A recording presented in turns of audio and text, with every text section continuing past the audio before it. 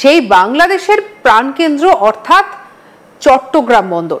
সেই চট্টগ্রাম বন্দরের ভবিষ্যৎ কি? কারণ কেন বলছি জানেন? কারণ সেই চট্টগ্রাম বন্দরের ভবিষ্যৎ বর্তমানে একটা বড় প্রশ্নের মুখে পড়ে গিয়েছে। ইতিমধ্যে যে খবর পাওয়া গিয়েছে যে চট্টগ্রাম বন্দরে এবারে নাকি একটি বিদেশি কোম্পানি রাজত্ব করবে। কোথাকার কোম্পানি, কি কোম্পানি, যদিও আক্ষরিক অর্থে যদি আমরা পুরো বিষয়টা দেখতে যাই তাহলে যেটা দেখা যাচ্ছে যে সাময়িক দৃষ্টিতে মনে হচ্ছে যে এটা একটা দুবাইয়ের কোম্পানি, কিন্তু বিষয়টা কিন্তু সেটা নয়। কারণ এই কোম্পানিটা অর্থাৎ এই দুবাই ভিত্তিক কোম্পানিটাকে আসলে যারা চালায়, যারা মালিক, সেই যে মাদার কোম্পানি সেটা কিন্তু আমেরিকার।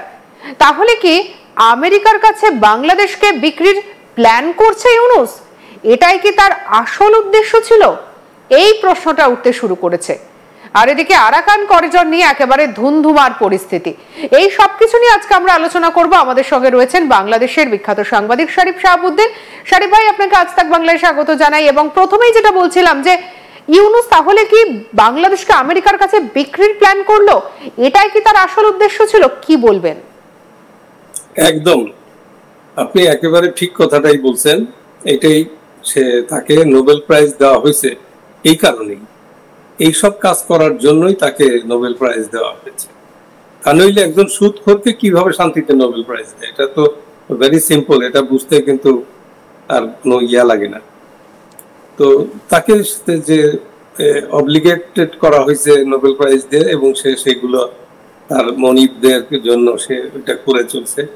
এখন দেখা যাচ্ছে যে আরাকান করিডোর দিয়ে তারপরে চট্টগ্রাম বন্দর দেওয়া, এর আগে কিন্তু আরেকটা ঘটনা সে কিছুদিন আগে ঘটিয়েছে, সেটা খুব পত্রপত্রিকায় খুব আসেনি। সেটা হলো এলএনজি টার্মিনাল।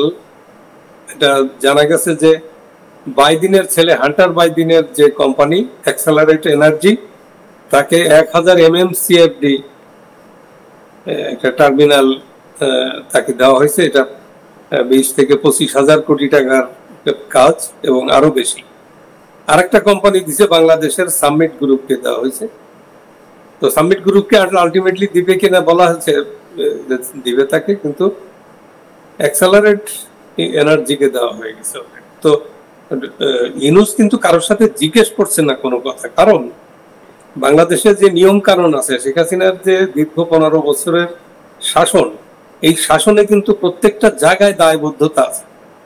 আপনার যে কোনো প্রজেক্ট দিতে গেলে তার 4-5টা এনটিটি আছে যাদের পারমিশন নিতে হয়, সেখান থেকে পাস করাইতে হয়, অনুমতি নিতে হয়, অনেক কিছু আছে। এগুলো একদম ইচ্ছা করলেই শেখ হাসিনা কিন্তু কাউকে দিতে পারে না। এমন কি একটা দেশের প্রেসিডেন্ট বলছিল 100 মেগাওয়াটের একটা বিদ্যুৎ কেন্দ্র দেওয়ার জন্য তাদের শেখ হাসিনা রিকোয়েস্ট করছিলেন এনার্জি অ্যাডভাইজার এবং এনার্জি প্রতিমন্ত্রীকে। আমি জানি এই ব্যাপারটা, কিন্তু শেখ হাসিনা যাকে দেওয়ার জন্য রিকোয়েস্ট করছিলেন তার ক্রাইটেরিয়া ফুলফিল হয় নাই, সে পায় নাই।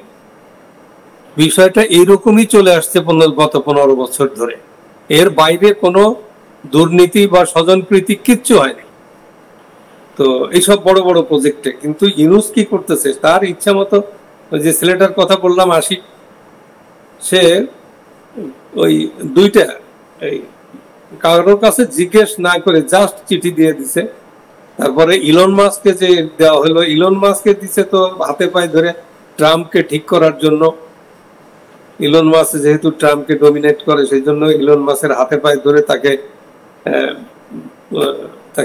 ইয়া দেওয়া হয়েছে বা ব্যবসা দেওয়া হয়েছে, তার এই যে স্টার্লিং। তো এরকম কোনো দায়বদ্ধতা কিন্তু তার ইউনূস কিন্তু ফিল করে না। একজন নোবেল লরেট, তার তো কিছু জ্ঞান থাকা দরকার একটা রাষ্ট্র কিভাবে পরিচালিত হয়। তারপর তার কি আছে, সে তো অবৈধ। তাকে তো বিভিন্ন পার্টিকে নিয়ে একটা কাউন্সিল বানানো, অ্যাডভাইজারি কাউন্সিল বানানো উচিত ছিল। সেই কাউন্সিলের অ্যাডভাইস অনুসারে সে চলবে। মেজর কোনো সিদ্ধান্ত নিতে গেলে তাকে সেই তার কাউন্সিলকে জিজ্ঞেস করে নিতে হবে, তারা যেটা ফর্মুলেট করবে। আর তা নইলে তার কিন্তু সে দেশের, আমি আরো আগেও বলছি, দেশের প্রেসিডেন্টের অ্যাডভাইজার ছাড়া এরা কিন্তু আর কোনো দায়িত্ব তাদের নাই। প্রেসিডেন্টের খুশি মতো তাদেরকে কাজ করতে হবে, এটাই আমাদের সংবিধানে, বা অ্যাডভাইজার হিসেবে কেয়ারটেকারের অ্যাডভাইজার যা করে এটাই হচ্ছে দেশের প্রেসিডেন্টকে খুশি শারিফ ভাই এই জায়গা থেকে আমার একটা প্রশ্ন রয়েছে। এই যে আমরা যে আরাকান করিডোরের যে প্রসঙ্গটা, এই ক্ষেত্রে বাংলাদেশের রাজনীতিতে ভীষণভাবে উঠে আসছে, এই যে বাংলাদেশের ভূমিকে ব্যবহার করে এই যে আরাকান করিডোর, সেই আরাকান করিডোর যদি তৈরি হয় তাহলে কি আখেরে লাভের মুখ দেখবে বাংলাদেশ নাকি সমস্যার মধ্যে পড়বে? কারণ এমন একটা কথা শোনা যাচ্ছে যে এক্ষেত্রে একটা সার্বভৌমত্ব নষ্ট হওয়ার একটা সম্ভাবনা রয়েছে, এই বিষয়টা যদি বলেন। একদম এটা এখানে তো একেবারে বুঝতে কোনো অসুবিধা না। আপনি ম্যাপটা দেখুন না, ম্যাপ একেবারে সেই ইয়ার থেকে সেন্ট মার্টিন থেকে শুরু করে তার নিচের থেকে শুরু করে আরাকান আর্মি একেবারে চট্টগ্রাম পর্যন্ত, আরো এই যে 270 কিলোমিটার বর্ডারটা তারা যে দখল করে নিচ্ছে। তো আরাকান আর্মিকে হেল্প করার জন্য তো সেন্ট মার্টিন থেকেই করা যায়, সেন্ট মার্টিনের সামনে ওখান থেকেই করা যায়। এই যে দায়ু নদীর পাশ থেকে ওখানে তো আরো সহজে হেল্প করা যায়। বাংলাদেশের ভিতরে কেন ঢুকতে হবে? বাংলাদেশের ভিতরে ঢোকার এজেন্ডা ভিন্ন। এটা হচ্ছে বাংলাদেশকে এখানে যেমন চীন এখানে অ্যাক্টিভ হয়ে গেছে, রাশিয়া অলরেডি তার সাবমেরিন নিয়ে এসে বসে আছে, ভারত কোনো অবস্থাতে তার এই বঙ্গোপসাগর বা এই ভারত মহাসাগরের টেরিটরিতে কোনো বড় ধরনের কোনো কিছু অ্যালাউ করবে না। আমি বলে দিলাম, এটা যত বন্ধুত্ব থাকার যত কিছু থাক, কিন্তু ভারত এটা অ্যালাউ করবে না। তো এত বড় তিনটে পরাশক্তি এখানে অ্যাক্টিভ, তারপরও এখানে যে ইউনুস যে সাহস করে যেভাবে ট্রানজিট করিডোরটা দিল, একটু দিয়ে দিছে। তারপরে এই যে ইয়ার কথা, বন্দরের কথা, কক্সবাজার বন্দরের কথা, সে তার বাসায় বসে গত 2 তারিখে, মে মাসের 2 তারিখে বাসায় বসে নিজে যা ইচ্ছে তাই করছে। এখানে কোনো দায়বদ্ধতা নাই। এটা যে একটা রাষ্ট্র, এটা মনে হয় না, যে মনে হয় যে তার বাবার ওই সুদের মুদি দোকান, ওখানে কেউ এলো আর কিছু টাকা নিল, তার নাম লিখে রাখলো, তার মাসে এত টাকা সুদ।